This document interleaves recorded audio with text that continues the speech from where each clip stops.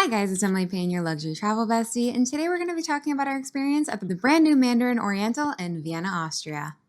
Now, this property is actually a 1900s historic building that has been renovated, creating the brand new ultra luxury brand Mandarin Oriental. This brand just opened December 2025, so we're in April. This brand has been open for less than 6 months. Let's start with our arrival. So we had actually scheduled transfers through Mandarin Oriental. As a luxury travel advisor and a preferred partner, I typically work with my preferred transfers. But I decided that if anybody was going to try the Mandarin Oriental transportation, it was going to be me. As we arrived at the Vienna airport, they basically said that our transfer should be there waiting for us, and unfortunately they weren't. They basically explained to us that they were unable to contact our driver. They had just kind of told us, take a taxi and we'll comp it when you get here.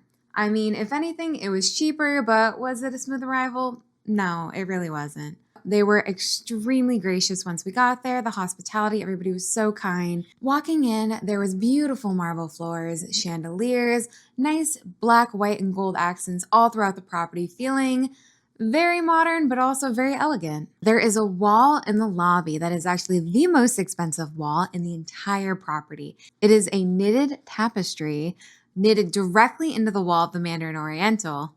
There is no public price listed for it, but it is guesstimated to be anywhere between $10,000 to $100,000. So when you're hanging out in the lobby, definitely check out the Viennese tapestry woven into the wall.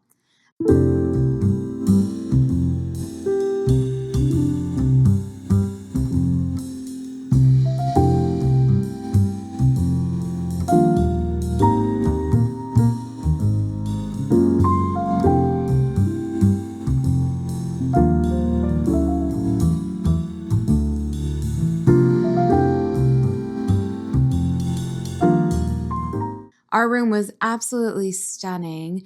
They had upgraded us from a base category room into a luxury suite.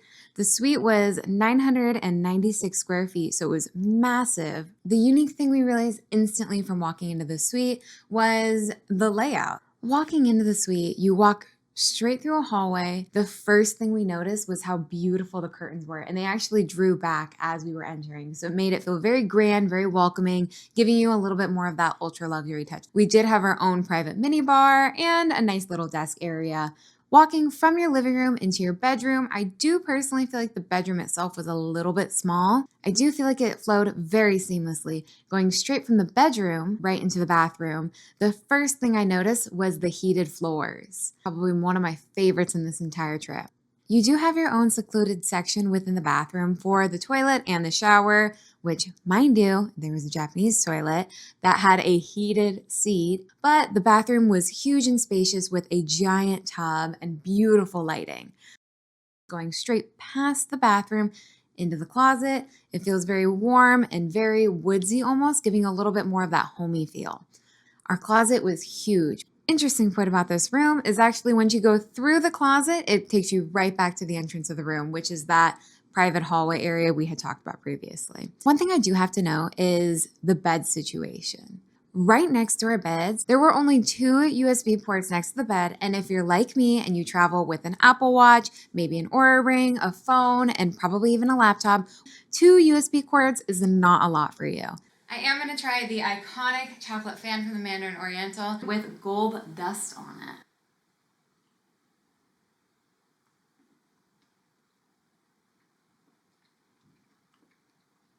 Wow, can you see this? It's filled with something, which I was not expecting. I thought it was just going to be like a plain chocolate mold. They definitely do that really well. Look how crisp and thin those layers are. Now, I'm not going to lie, I definitely thought this fan was just a normal piece of chocolate, so I wasn't necessarily super excited for it, even though who doesn't love a chocolate fan? But I am very happy that we have this. This is another perk of booking through a preferred partner. They do want to make sure you have the warmest greeting, so that is always a really nice touch.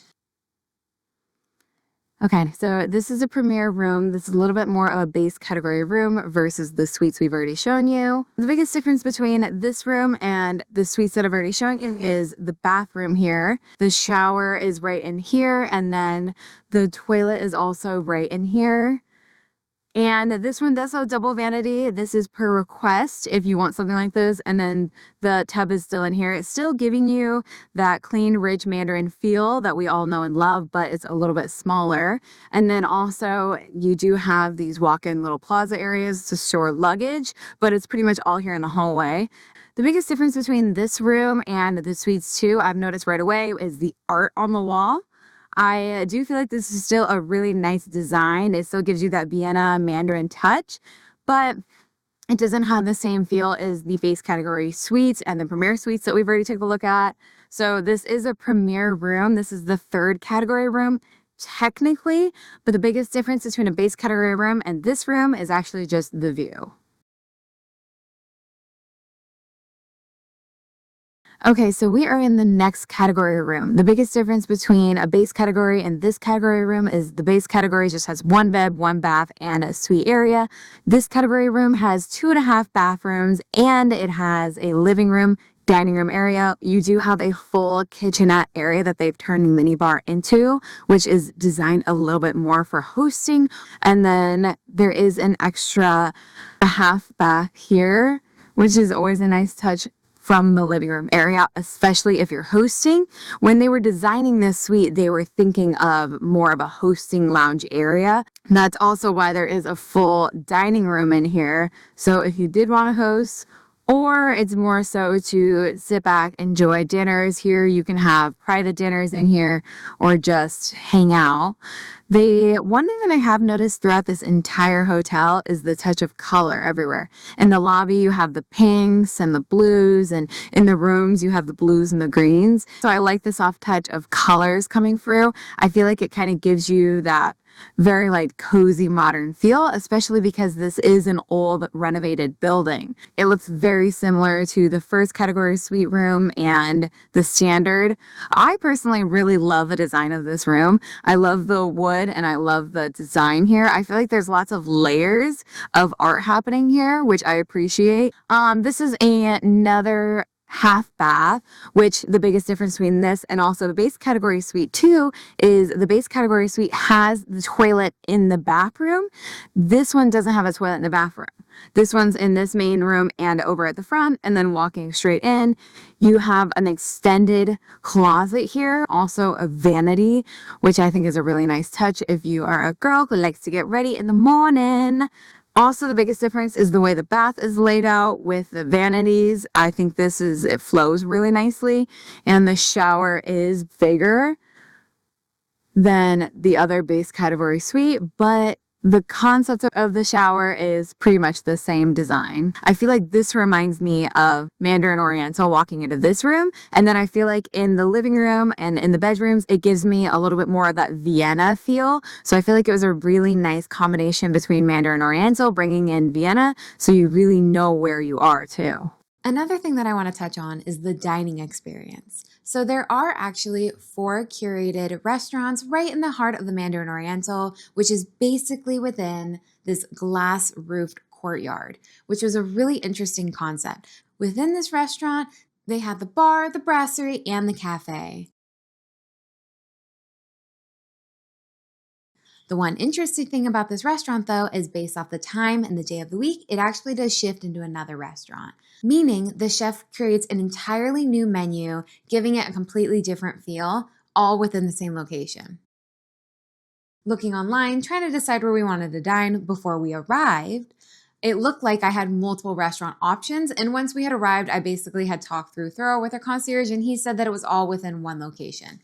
Overall, the dinner experience was delicious. The staff, I cannot talk enough about how attentive the staff were. They all felt extremely warm and caring and considerate for us. We had multiple people kind of checking in on us upon the dinner service. We had people bringing us butters and breads and appetizers and drinks, and it just felt like a very warm experience. I feel like it was a really well done dinner. The breakfast at the brasserie that we had, though, was exceptional. We can easily agree that morning one, day one in Vienna, we have the best eggs Benedict that I think we've ever had. Therefore, the next morning, it was really hard for us to try something else because we wanted to try a little bit more of the menu, but it was so good.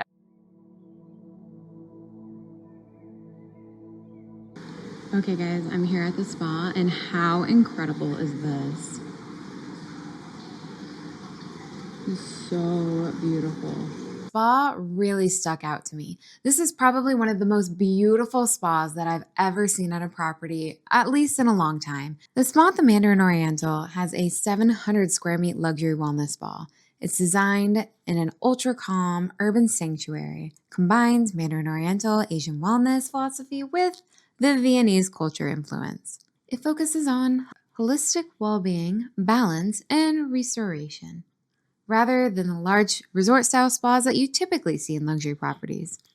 There was a 13-meter indoor pool, very sleek, giving you that underground kind of setting feel. There's 7 treatment rooms and a relaxing lounge, saunas, steam room, and a full fitness center. The overall vibe is intimate, polished, and very design forward and very cozy. I definitely feel like in the spa and wellness area, they were able to manage this very grand yet secluded kind of feel. One ultra personal touch about the Mandarin Oriental is they're really big on client profiles. If you stay at one Mandarin Oriental, they'll know all your preferences, your things you love, and the things you don't love. And if you go to any other Mandarin Oriental around the world, they will have all your preferences in their system. That's something that takes luxury straight into ultra luxury. Comment down below if you have a very specific property that you want us to review next, and subscribe if you want to see more of these.